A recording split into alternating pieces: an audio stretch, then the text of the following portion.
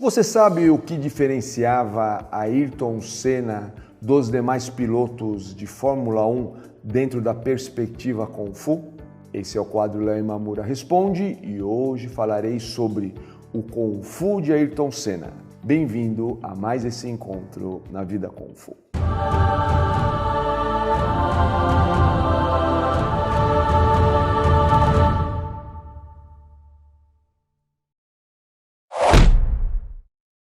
A pergunta de hoje é de Francesco Lima Martini, Mestre Léo.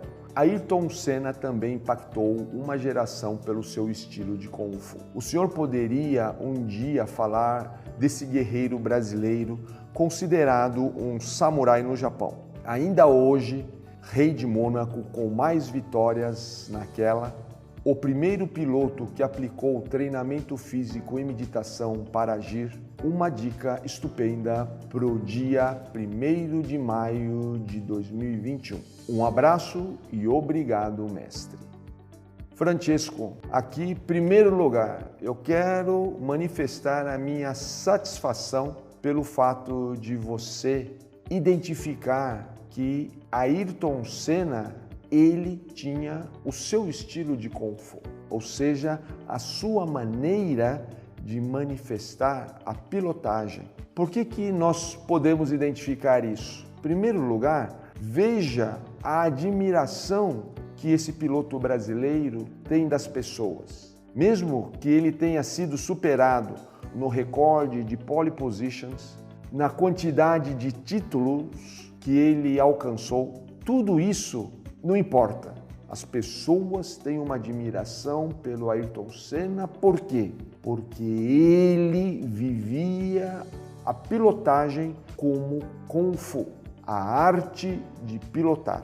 E o Ayrton Senna fazia menções, e é claro que ele, enquanto brasileiro e por sua formação religiosa, ele associava isso com Deus, ele associava isso com uma maneira que ia além da técnica para dirigir um bólido de Fórmula 1.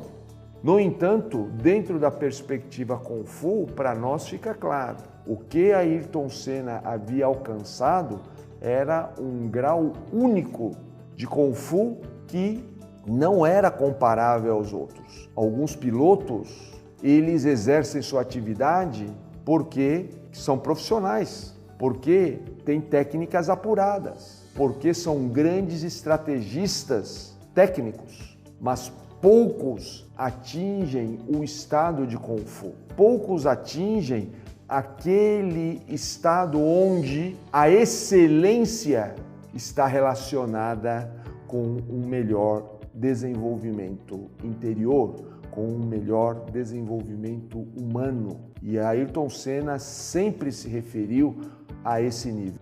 Isso não impedia que ele buscasse as vitórias. Ele era uma pessoa que tinha muita fome de vitórias. Ele sempre estava buscando se refinar cada vez mais. Daí a admiração de tantos por ele. Existia isso com outros pilotos, nós tivemos aqui pilotos excepcionais, alguns campeões e outros não. Eu quero citar 2 campeões, além de Ayrton Senna, como Emerson Fittipaldi e Nelson Piquet.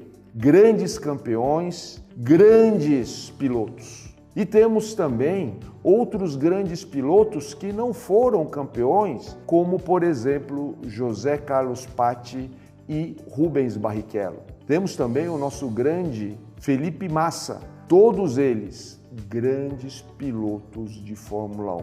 No entanto, quando nós estamos falando de Ayrton Senna, nós estamos falando de um estado muito próprio, muitas vezes inclusive polêmico, porque as pessoas associavam as afirmações dele com arrogância, muito similar ao outro grande expoente do Kung Fu, Bruce Lee.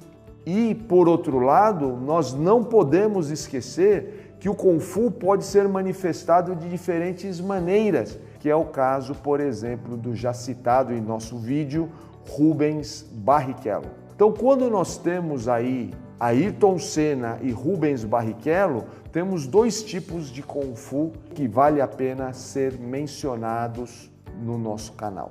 Por isso, quero agradecer Francesco Lima Martini por essa sua participação e te convidar para o nosso próximo encontro na Vida Kung Fu. Até lá!